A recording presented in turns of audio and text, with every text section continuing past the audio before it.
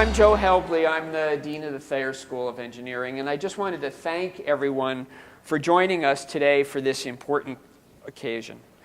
Today we begin the start of a year-long celebration, a celebration where we're going to not only look back at our history and reflect on our shared values and commitment to education, to scholarship, and most importantly to community, but we're also going to take this year to look ahead at the impact of technology on the world, at the far-ranging potential for technological innovation and entrepreneurship, and at our exciting future as an institution.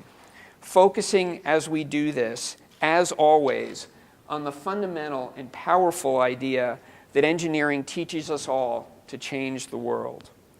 Now, our beginning as a school was, as Dartmouth Professor of History Emeritus Jerry Daniel has said, inauspicious.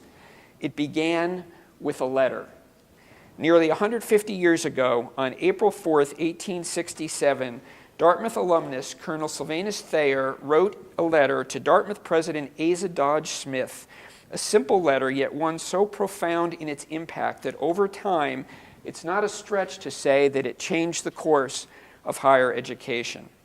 Sylvanus Thayer, who was valedictorian of the Dartmouth class of 1807, 16-year superintendent of West Point, an individual who brought the foundations of the engineering curriculum to West Point, and in so doing, brought the foundations of engineering to the United States in establishing at West Point the first college of engineering in the U.S. Distinguished servant in the U.S. Army Corps of Engineers, he wrote a letter that stated, and I quote, "Sometime next year, not later than February, probably." This is early equivocation from a donor who wasn't quite sure when he was going to have the resources to make a contribution. "Sometime next year, not later than February, probably, I hope to be prepared to place in the hands of trustees the sum of $30,000, the income derived therefrom to be applied to the establishment and maintenance of a department or school of architecture and civil engineering connected with Dartmouth College, the institution in which I was educated and in the prosperity of which, as my alma mater, I feel the deepest interest." Just 3 months later, on July 4th, 1867, that wish was formalized in a signed instrument of gift written to the honorable and revered trustees of Dartmouth College, now committing a sum of $40,000, outlining the prerequisite curriculum, which runs to, I am told, the equivalent of 200 typewritten pages. These are just the prerequisites for an engineering education in 1867. So those of you who are current students who think you have it bad now, just imagine what it was like back in the day. It defined the 2-year course of study for a Thayer degree and stated that management, and I quote, "shall be vested in a board of overseers who appointed the faculty, determined salaries, set admissions requirements for students, approved the curriculum, and also set their rate of tuition." Now, this board of overseers had as its first task upon securing the gift in 1867 the hiring of the first professor and dean, a process that took 3 years and serious consideration of a dozen candidates, some of whom were, and I quote, "found wanting," but more who declined to accept, before Lieutenant Robert Fletcher, 23 years old and an 1868 graduate of the U.S. Military Academy, was hired as the first professor and dean. For an annual salary of $2,500, nearly twice what Thayer had originally intended to pay.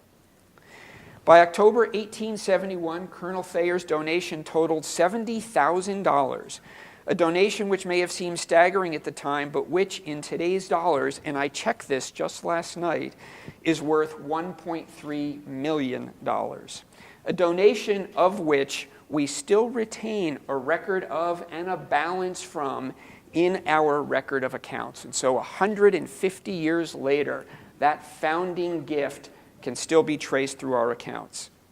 On September 20th, 1871, Thayer School's first professor and director, Robert Fletcher, wrote to General Thayer and reported, and I quote, "I have the honor to report that the Thayer School of Civil Engineering has fairly opened." It had, in its first year, a total of 3 students. Now, today, as I said, we mark the beginning of a year-long celebration of the 150th anniversary of this founding and of our journey along the way. And from this brief outline, I think you can tell that our beginnings were, in fact, fairly humble. But I will argue that they were far, far ahead of their time. From the start, a Thayer School education was designed to complement an existing college education. From the start, a Thayer School education was designed to build on the liberal arts education of the day, bringing us to the point today where we offer our undergraduates a combination of the liberal arts and engineering that is truly unlike any other in the country. It brought us to the point where this school has become a pioneer in developing integrated programs between engineering and business, first through the Thayer Tuck combined 5-year program, and then through the Masters in Engineering Management program. It has brought us to the point where we have become a pioneer in design thinking, long before it was called that, with the creation not only of Engines 21 50 years ago, but of a design-focused doctoral program in the 1960s. It brought us to the point where this school became a pioneer in engineering entrepreneurship, building today's faculty, where 1 in 3 of our faculty members are technology entrepreneurs, and we created as a faculty the first engineering doctoral program in technology innovation in the country.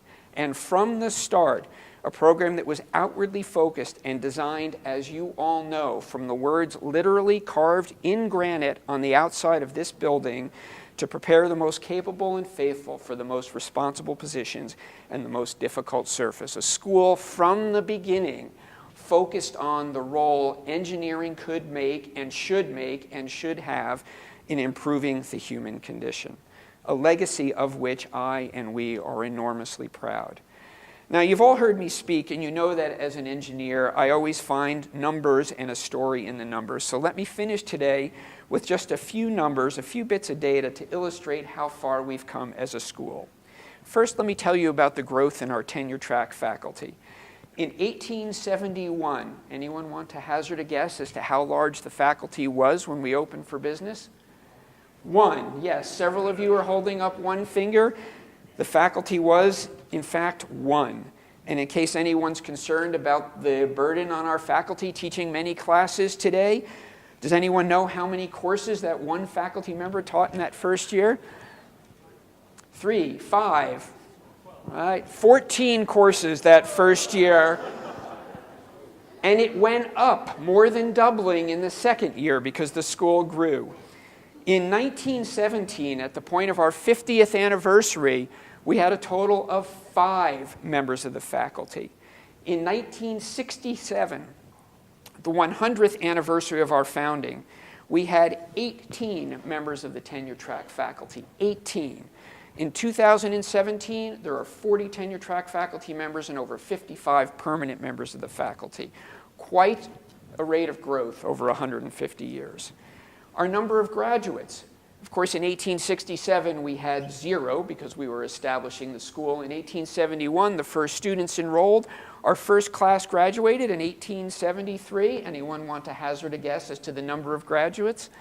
This is a test to see if you were paying attention to what I said a few minutes ago. 3, thank you. Right, so they all matriculated successfully to graduation 2 years later. In 1873, we graduated 3 people with a civil engineering degree. In 1917, 14 graduates. In 1967, although we don't have a good record of the number of Bachelor of Arts recipients that year, my guess from all degree programs, AB plus BE plus ME, or Masters in Engineering at that point in time, there was no MEM, plus Doctor of Engineering plus PhD, is a little over 50. In 2017, 50 years later, I am fairly confident that we will be graduating more than 250 students from the Thayer School of Engineering this year. And finally, space. In 1871, the school occupied 5 small rooms in Wentworth, Reed, and Thornton Halls. And so we were, in fact, in Dartmouth Row, in the early days of Dartmouth Row. 1917, we were in Bissell Hall, which no longer exists. It's located where the Hopkins Center is now. 1967, Cummings Hall was our home, opened in 1938. And in 2017, of course, our home encompasses Cummings Hall, Murdo, McLean, the Williamson Translational Research Building, temporary space in Remsen and Vale, and of course, plans for a new home to be shared with computer science, doubling again the space that we have today. So today, as we mark this moment, let me simply end by saying I encourage each of you to join with us in our year-long acknowledgement of our past and celebration of our present and planning of our future. Please visit our 150th anniversary website to learn more about our history. Follow the upcoming events throughout the course of the year. Share your own greetings and photos. Have your photo taken in the photo booth here at my right later this afternoon. And above all, help us plan for and shape the next chapter in our history. So thanks to all of you for joining us today. Thank you for what you all do to make this such an incredibly special place for our students, for our faculty, for our staff, for our alumni, for the community, at large. And I hope you will stay a few moments longer for a special performance by one of Dartmouth's premier a cappella singing groups and remain for the cutting of the cake at 4:30.